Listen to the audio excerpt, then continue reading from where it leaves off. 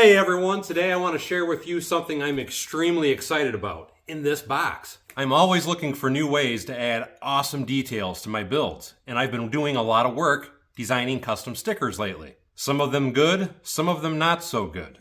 And now that I finally feel that I've gotten good at designing and printing the stickers out, I ordered this machine here, which I'm hoping is going to make it amazing for me to be able to make a ton of new types of stickers.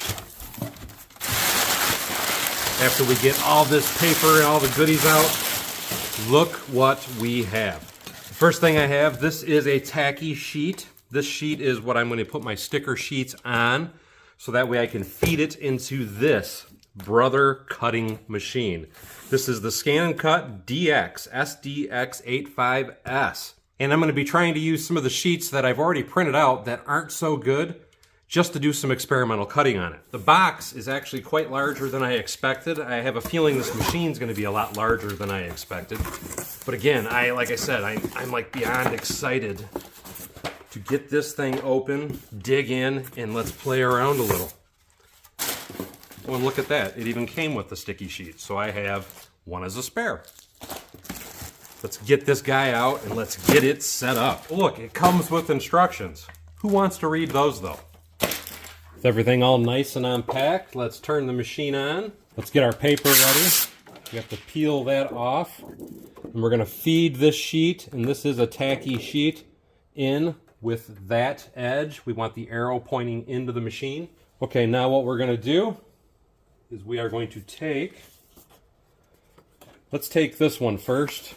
Let's place this on. We're going to scan to cut. Start. Let's see what it does. It has to scan in the image first, and then once it's scanned in, we're going to try and give it a cut. Look at that. This is what's awesome about this machine. You don't have to hook it to a computer, don't have to hook it to anything. You can, but you don't have to. I don't know if you can see it or not, but right here on the display screen, it shows exactly what I have here. So now what I'm going to do is I'm going to select the item cut pattern that I want.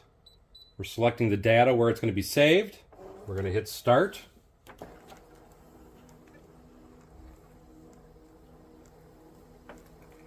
And let's see what happens. That's cutting every single freaking little word. So, we're going to pull this off because it just totally cut it the wrong way. I mean, literally, it was cutting every little letter. After a few failed attempts, this is what I got. And it does work, so it did actually cut it this time. But here's the thing. When you buy these machines, they don't tell you that you need a specialized blade for cutting vinyl. So now that I've got the correct blade, we're going to try it again. On this sheet, I want to work on my borders a little bit because as you can see, when you peel the sticker up, it has a little bit of a white line at the top, but it really doesn't look bad at all once it's placed on the tile. This time I'm much happier. It didn't cut all the way through the sheet.